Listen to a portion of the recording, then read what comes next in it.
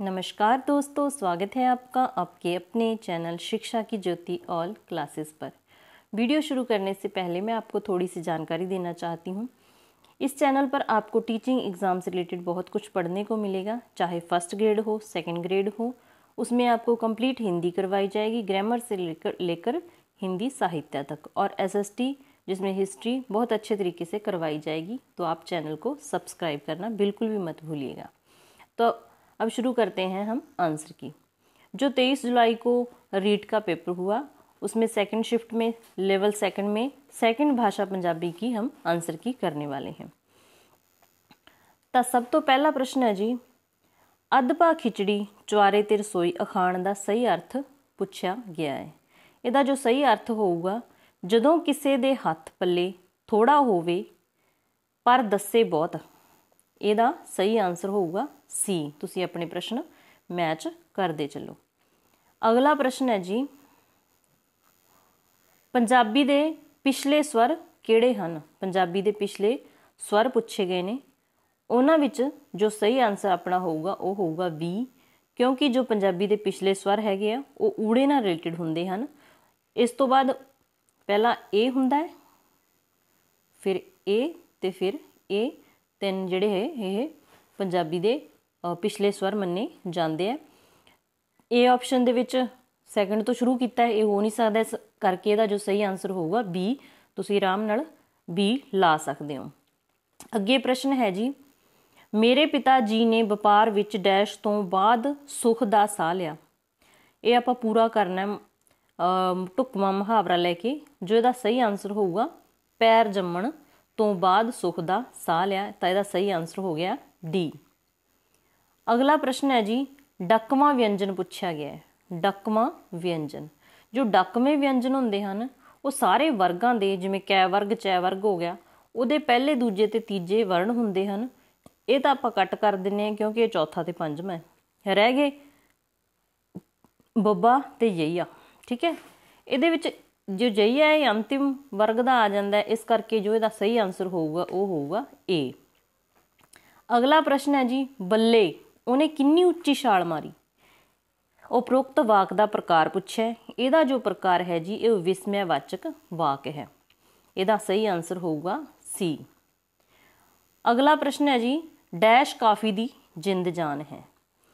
जेकर आपां काफ़ी के तत्तां की गल करिए तो उहदे विच ताल भी हुंदा है, नाच भी हुंदा है। ठीक है, तो जज्बे की भी तीव्रता हुंदी है। इत्थे आपां सही आंसर ताल लै सकते हैं। इसका जो सही आंसर होगा ताल होगा, क्योंकि ताल तो होना ही होना चाहिए। वही काफ़ी की जिंद जान हो सकती है। जो थोड़ा बहुत डाउट च भी रख सकते, इधर उधर होया तो तुसीं आपदा देख लियो, पर मेरे अनुसार ताल इसका सही आंसर है। अगला प्रश्न है जी, अत कथनी नूं डैश भी कहा जाता है। जो इसका सही आंसर है जी अतियुक्ति किया जाता है। अगले प्रश्न की गल करिए तो भयानक रस का स्थाई भाव पूछा है, जो कि भै हुंदा है। की हुंदा है? भै। इसदा वी आंसर बिल्कुल राइट है। सब तो पहली अध्यात्मक वार पूछी गई है, वो है जी आसा दी वार। की है? आसा दी वार सब तो पहली अध्यात्मिक वार है। अगला प्रश्न है जी, अरबी भाषा विच किस्सा शब्द की वरतों किहड़ियां रचनावां लई हुई है। इसदा जो सही आंसर होगा जी काव्यमयी वृत्तांतक रचनावां लई। सी आंसर इसदा सही होगा। ज्ञान नूं संग्रह करके उसनूं पीढ़ी तो पीढ़ी तक पहुँचाउण दा वधिया साधन, सब तो वधिया साधन पुस्तक है। पुस्तक तो वधिया साधन कोई होर हो ही नहीं सकता।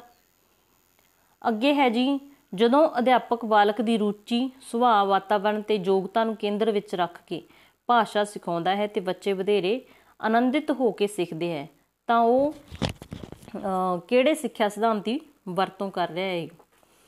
वो कर रहा है जी बाल केंद्रित सिद्धांत की वरतों कर रहा है। सही आंसर होगा बी। अगला प्रश्न है जी, गुस्सा प्यार ईर्खा मिठास निमरता आकड़ आदि भाव समझण विच सब तो वध सहायक कौशल किहड़ा है। तो यह है जी सुणन कौशल। सुणन तो आपां नूं वधेरे अगले दे बोलण दे तरीके का पता चलता है कि ईर्खे च बोल रहा है, मिठास नाल बोल रहा है, जां गुस्से नाल बोल रहा है। अगला प्रश्न है जी, भाषा सिक्ख्या विच बोल लिखत जां सलाह दे महत्वपूर्ण उद्देशां विच शामिल नहीं है। पहला है जी, बच्चों विच ध्यान नाल सुनन दी आदत विकसित करनी। ठीक है जी, बिल्कुल। गति, सुंदरता ते स्पष्टता नाल लिखण दे गुण विकसित करना, ये भी है जी। विद्यार्थी विश्राम चिन्हां दी वरतों करना नहीं सीखते।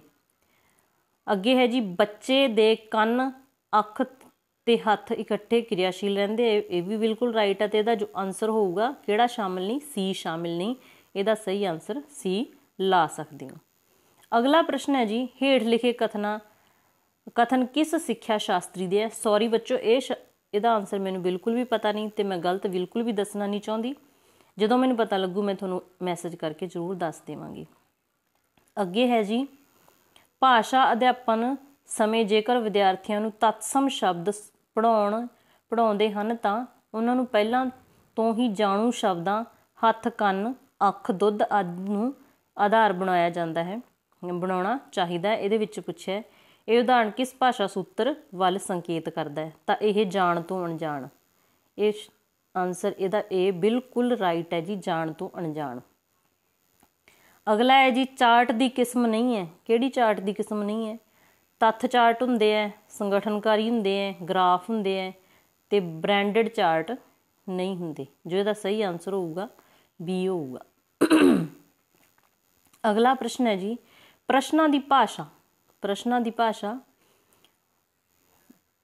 ਇਹਦਾ सही आंसर होगा प्रश्नों की भाषा पूछी गई है। औखी, ये तो कट कर दो। अगे है औखी, ये भी औखी हो ही नहीं सकती भाषा। सौखी, अस्पष्ट, ये भी कट कर दो। सौखी स्पष्ट ते सरल होनी चाहिए है, इसका आंसर होगा डी। अगला प्रश्न है जी, कविता, पाठ, अर्थ, बोध, शैली, पक्ष आदि किहड़ी प्रीख्या के अंग हैं? किहड़ी प्रीख्या के अंग हैं जी? ये रचना कौशल की रचना कौशल की प्रीख्या के अंग हैं। इसका आंसर सही होगा जी ए। अगे है जी, जिहड़े बच्चे पढ़ना लिखना नहीं जानते उन्हां दे व्यवहार नूं मापण लई किहड़ी मूल्यांकन विधि का प्रयोग लाभदायक है? ये है जी इंटरव्यू, क्योंकि इंटरव्यू विच ना उन्होंने पढ़ना है तो ना उन्होंने लिखना है, क्योंकि पढ़ना लिखना जानते ही नहीं। अगर बाकी ऑप्शनां की गल करिए तो वस्तुनिष्ठ प्रीख्या विच भी पढ़ना पऊगा, प्रश्नावली विच भी, ते अध्यापक निर्मित प्रीख्या विच भी। जो दा सही आंसर होगा वो सी बिल्कुल राइट है। कमाऊ का विरोधी शब्द, पैरे चो रिलेटेड प्रश्न है जी। कमाऊ का जो विरोधी शब्द हुंदा वो गवाऊ हुंदा है। एक कमा के लियाउंदा है ते दूजा बेचारा गवाए आउंदा है। ठीक है जी। अगे प्रश्न है जी, अगेतर लग के बनिया शब्द। अगेतर लग के जो बनिया शब्द है वो है जी असंभव। असंभव मूरे ए लग के, संभव दे मूरे ए लग के असंभव बन गया। अगला शब्द है जी, अगला जो प्रश्न है, हंकार शब्द का बहुअर्थक शब्द। हंकार शब्द का बहुअर्थक शब्द है जी आकड़। की है इसका सही आंसर होगा बी। उस तो अगे प्रश्न है जी, बलवान शब्द का समानार्थक जुट चुनो। बलवान का समानार्थक जुट चुनना है, ये हुंदा जी ताकतवर ते जोरावर। ताकतवर ते जोरावर, इसका जो सही आंसर होगा ए होगा। ठीक है। अगे है जी, नवाब शब्द का लिंग बदलो। नवाब शब्द का जो लिंग स्त्रीलिंग हुंदा वो बेगम हुंदा है, इसका ए आंसर बिल्कुल राइट है। अगे पैरा आ गया जी, काव टोटा आ गया। जंग हिंद पंजाब दा होण लगा, दोवें पातशाही फौजां भारियां नहीं। ये जी एक जंगनामा है। जदों महाराजा रणजीत सिंह की मौत हो गई उस तो बाद सिखां ते अंग्रेज़ों विच जो युद्ध होया उदों सिखां दी जो हार नूं वेख के जंगनामा लिखिया गया सी। उस चीज़ का वर्णन किया होया है। इहदा अगला काव रूप पूछा जाए तो यह जंगनामा है। जो इहदा अगला प्रश्न है जी, उक्त कावबंध का छंद पूछा गया जी। छंद इहदा हैगा जी बैंत।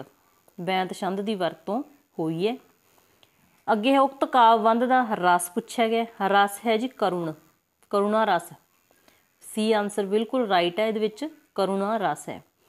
अगला प्रश्न है जी, उक्त कावबंध का काव रूप पूछा गया। काव रूप इहदा हैगा जी जंगनामा। पहले ही दस चुके हैं, जो काव रूप हैगा वो जंगनामा हैगा।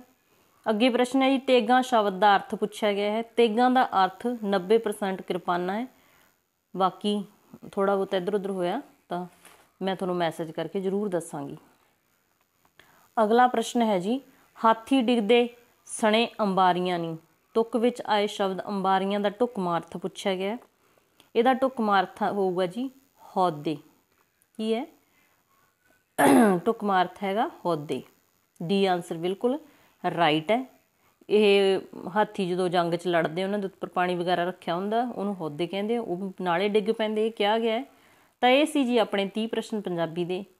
ਮੈਂ ਇਹ ਨਹੀਂ ਕਹਿੰਦੀ ਕਿ ਸਾਰੇ ਆਨਸਰ ਬਿਲਕੁਲ ਸਹੀ ਹੈ, ਪਰ ਮੈਂ ਆਪਦੇ ਵੱਲੋਂ ਤੁਹਾਨੂੰ ਸਹੀ ਆਨਸਰ ਦੇਣ ਦੀ ਕੋਸ਼ਿਸ਼ ਕੀਤੀ ਹੈ। ਜੇ ਇੱਕ ਤੋਂ ਇੱਧਰ ਉੱਧਰ ਹੋਏ ਤਾਂ ਕੋਈ ਗੱਲ ਨਹੀਂ, ਆਪਾਂ ਜੋ ਓਰੀਜਨਲ ਆਨਸਰ ਕੀ ਆਊਗੀ ਉਹਦੇ ਨਾਲ ਮੈਚ ਕਰ ਲਾਂਗੇ। ਜੇ ਤੁਹਾਨੂੰ ਕਲਾਸ ਚੰਗੀ ਲੱਗੀ ਤਾਂ ਲਾਈਕ ਕਰਕੇ ਚੈਨਲ ਨੂੰ ਸਬਸਕ੍ਰਾਈਬ ਕਰਨਾ ਬਿਲਕੁਲ ਨਹੀਂ ਭੁੱਲਣਾ, ਕਿਉਂਕਿ ਆਪਾਂ ਇਸੇ ਤਰ੍ਹਾਂ ਹੀ ਪੜ੍ਹਦੇ ਰਹਾਂਗੇ ਅਤੇ ਅੱਗੇ ਵੱਧਦੇ ਰਹਾਂਗੇ। ਧੰਨਵਾਦ ਜੀ।